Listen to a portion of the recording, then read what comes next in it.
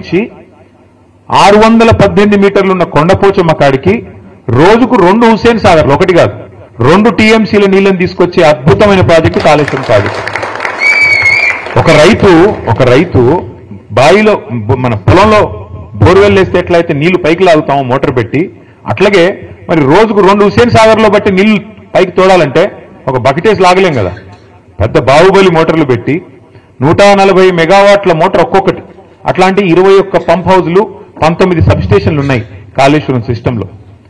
దానివల్ల అక్కడ గోదావరి 80 మీటర్ల నుంచి తీసుకొని ఒక్కొక్క స్టేజ్ ఎక్కిస్తూ మధ్యలో 300 మీటర్ల కాడికి మిడ్మానర్ తెచ్చి అక్కడి నుంచి పైకి తెచ్చి అట్లా 15 రిజర్వాయర్లు, అట్లా 19 పంప్ హౌజులు, 21 సబ్స్టేషన్లు, 100 కిలోమీటర్ల గ్రావిటీ మన సొరంగ మార్గాలు, 1000 కిలోమీటర్ల గ్రావిటీ ఛానల్స్, ఇవన్నిటి సమాహారం కాళేశ్వరం. 3 బ్యారేజీలు, ఇవన్నిటి సమాహారం కాళేశ్వరం.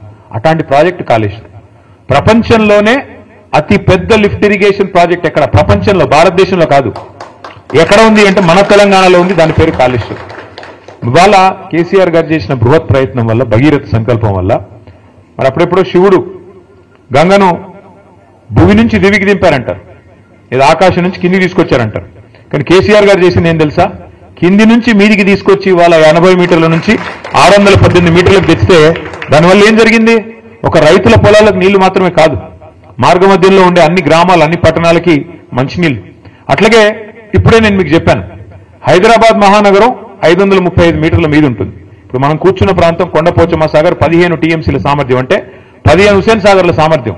కొద్దిగా కిందికి పోతే మల్లన్న సాగర్ 50 టీఎంసీల సామర్థ్యం, అంటే 50 హుస్సేన్ సాగర్లతో సమానం. ఈ రెండు కూడా హైదరాబాద్ నెత్తి మీద కుండబెట్టినట్టే. ఈ రెండు శాశ్వతంగా హైదరాబాద్ అనే మహానగరానికి ఇవాళ 1 కోటి జనాభా ఉన్నారు. రేపు 3 కోట్లైనా ఇబ్బంది లేకుండా రాబోయే 50 సంవత్సరాలు హైదరాబాద్ మహానగరం యొక్క తాగునీటి గురించి కూడా ఆలోచించిన ఒక దార్శనికుడు, విజనరీ లీడరు మన నాయకుడు కేసీఆర్ గారు. తాగునీరు, సాగునీరు, మార్గ మధ్యంలో ఉండే ఇండస్ట్రీలకు నీళ్లు, ఇన్ని రకాలుగా ఆలోచన చేసి ఆ గోదావరిలోని ప్రతి నీటి బొట్టును ఒడిసిపట్టి నీళ్లు తీసుకొస్తే ఇవాళ ఆ కేసీఆర్ గారి మీద సిబిఐ కేసు. మాట్లాడితే తెల్లారులేస్తే బీజేపీ, కాంగ్రెస్ కత్తులు దూస్తారు. రాహుల్ గాంధీ గారు ఏమంటారు? సిబిఐ అనేది మోడీ గారు జేబు సంస్థ అంటాడు. మరి ఇక్కడ రేవంత్ రెడ్డి గారు ఏమంటున్నారు? కాదు సిబిఐ చాలా మంచి సంస్థ, వాళ్ళకే ఇస్తానని చెప్పి దేశమంతా కాంగ్రెస్ పార్టీ దుమ్మెత్తిపోస్తుంటే సిబిఐ, ఈడీ, ఐటీ మీద ఇక్కడ ఉన్న రేవంత్ రెడ్డి గారు మాత్రం లేదు సిబిఐ చాలా అద్భుతమైన సంస్థ, చాలా గొప్ప సంస్థ, వాళ్ళకే ఇస్తానని చెప్పి ఇస్తే ఏం అర్థం చేసుకోవాలి మనం? దీని వెనుక ఉన్న రాజకీయం ఎట్లా అర్థం చేసుకోవాలి మనం? ఇందాక జగదీష్ రెడ్డి గారు చెప్పింది అక్షర సత్యం. ఇవాళ తెలంగాణ పచ్చబడుతుంటే కొంతమంది కళ్ళు ఎర్రబడుతున్నాయి, నచ్చట్లేదు వాళ్ళకి, వాళ్ళ కడుపులో ఎక్కడో దేవినట్టు అవుతున్నది. ఎందుకంటే తెలంగాణ బాగుపడుతుంటే, కేసీఆర్ గారి నాయకత్వాన్ని ప్రజలు ఆమోదిస్తుంటే, ప్రజలు అనుక్షణం గుర్తు చేసుకుంటుంటే వాళ్ళకి నచ్చట్లేదు.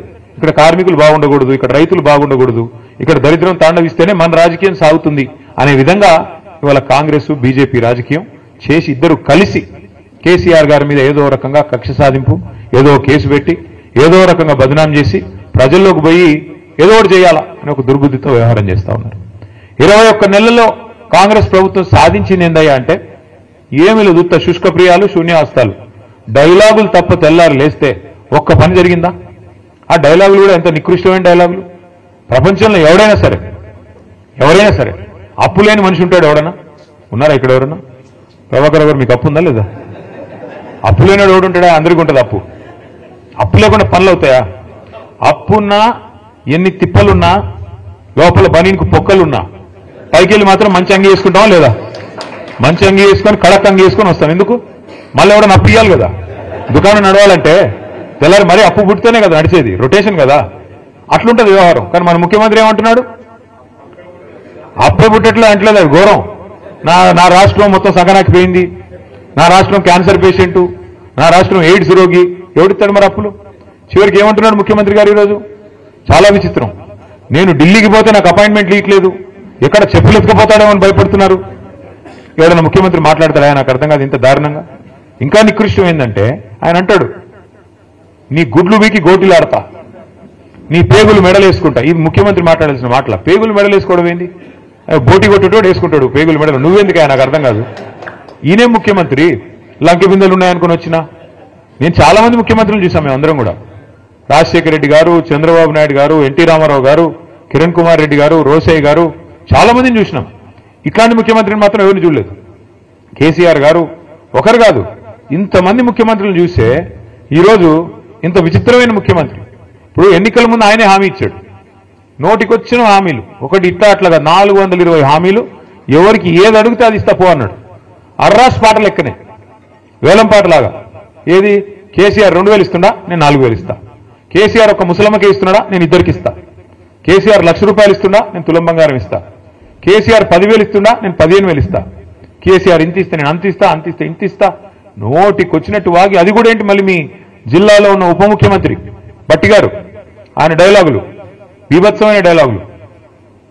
ఈ గ్యారంటీ కార్డు భద్రంగా పెట్టుకోండి, మేము వస్తానే ఉన్నాం, జాగ్రత్తగా దాచిపెట్టుకోండి, 100 రోజుల్లోనే చేసేస్తాం. 100 రోజుల్లో మీరు అది పెట్టుకుంటే వాళ్ళు వస్తారు, అధికారులు వస్తారు, తీసుకుంటారు, మీకు కావాల్సినవన్నీ మీ ఖజానాలో వేసేస్తారు, మొత్తం స్వర్గం అయిపోతుంది, భూతల స్వర్గం కాంగ్రెస్ నాయకత్వంలో. ఆ రోజు డైలాగులు. ఆ రోజు అడిగారు విలేకరులు, అయ్యా మరి మీరు చెప్తున్నాయన్నీ అమలు చేయాలంటే 4 స్టేట్ల బడ్జెట్ కావాలా, 4 దక్షిణాది రాష్ట్రాల బడ్జెట్ కావాలా, ఎట్లా చేస్తారా స్వామి అంటే, మా కాంగ్రెస్ పార్టీకి చాలా తెలివి ఉంది, మాది 100 సంవత్సరాల చరిత్ర, మావాడు ఒక్కొక్కడు 6 ఫీట్లు ఉన్నాడు, మాకు తెలియలేదంటారా, బ్రహ్మాండంగా సంపద పెంచుతాం, మేము ఇది చేస్తాం అది చేస్తాం అని డైలాగులు.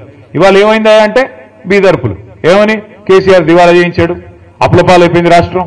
నేను ఒక్కటే అడుగుతా ఉన్నా మిమ్మల్ని, కాంగ్రెస్ నాయకుల్ని కానీ మిమ్మల్ని కానీ ఆలోచించమని అడుగుతా ఉన్నా.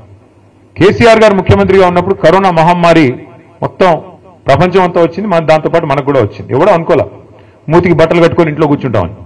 కూర్చున్నాం, బతుకుంటే బల్సాబ్ తినొచ్చు అని చెప్పి ఎవరింట్లో వాళ్ళు నోరు మూసుకుని మొత్తం దాదాపు సంవత్సరంన్నర కూర్చున్నాం.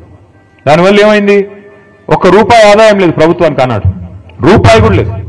ఎందుకంటే బయట పనులు జరుగుతూనే కదా ప్రభుత్వానికి ఆదాయం వచ్చేది. బొగ్గు కానీ నడిస్తే, అక్కడ బొగ్గు తవ్వితే, బొగ్గు బయటకు వస్తే, బొగ్గు అమ్మితే అట్లే కదా ఆదాయం వచ్చేది. సింగరేణి సంస్థ కూడా దాని నుంచి వస్తుంది. అందులో మాకు కూడా ట్యాక్స్ రూపంలో గవర్నమెంట్ డబ్బులు వస్తాయి. ఒకడు సబ్బు కొనాలి, ఒకడు పప్పు కొనాలి, ఒకడు ఉప్పు కొనాలి, అవి కొంటేనే కదా ఆదాయం వచ్చేది. ఏదీ లేదు, మొత్తం సంవత్సరం పాటు ఎక్కడక్కడ తలుపులు బిడాయించుకొని ఇంట్లో ఉన్నారు. దానివల్ల ఏమైంది, ఆదాయం 0. కేసీఆర్ గారు ముఖ్యమంత్రిగా ఉన్నప్పుడు, ప్రభుత్వం ఉన్నప్పుడు ఆదాయం 0 అయినా రైతు బంధు ఆగిందా, పెన్షన్లు ఆగినాయా, కళ్యాణ లక్ష్మి ఆగిందా, షాదీ ముబారక్ ఆగిందా, పంటల కొనుగోలు ఆగినాయా, అంటే జీతాలు ఆగినాయా, కొద్దిగా ఆలస్యంగా పడ్డాయేమో, ఆగలేదు కదా. దమ్మున్న నాయకుడుంటే, దమ్మిడి లేకపోయినా సంక్షేమ పథకాలు ఆగవు. ప్రభుత్వం చిత్తశుద్ధి గల ప్రభుత్వం ఉంటే పనులు చేస్తారు తప్ప సాకులు వెతకదు. ఈ సన్నాసులు వీళ్ళకి పని చేయడం చేత కాదు, వాళ్ళ ప్రభుత్వం నడపడం చేత కాదు. ఎంతసేపు ఢిల్లీకి మూటలు పంపాలా, పదవులు కాపాడుకోవాలా తప్ప ఇంకో సోయి లేదు. ఏం చేయాలి మరి, తెల్లారితే కేసీఆర్ని తిట్టాలి, తిడితే చివరికి ఆఖరికి పార్లమెంట్లో కూడా మన వాళ్ళ బీజేపీ ఎంపీఏ రఘునందన్ రావు అని బీజేపీ ఎంపీ ఉంటే ఆయన ప్రశ్న వేసినాడు పార్లమెంట్లో. ఏమని, అసలు తెలంగాణలో అప్పులు ఎంత అని కేంద్ర ప్రభుత్వాన్ని అడిగినాడు. కేంద్ర ప్రభుత్వం కుండబద్దలు కొట్టినట్టు చెప్పింది. మొత్తం లెక్కలు controller and auditor general, finance department వాళ్ళందరినీ అడిగి తీసుకొని కుండబద్దలు కొట్టినట్టు చెప్పింది. 10 ఏళ్లలో కేసీఆర్ ప్రభుత్వం చేసిన అప్పు, వదిలిపెట్టిపోయిన అప్పు 3.5 లక్షల కోట్లు. అందులో కేసీఆర్ గారు రాకంటే ముందే 72,000 ఉంది, ఆయన వచ్చినాక 2,80,000 కోట్ల అప్పు చేసినాడు. ఇది మాత్రమే అప్పు అంటూ మన కేంద్ర ప్రభుత్వం స్పష్టంగా పార్లమెంట్లో చెప్పింది.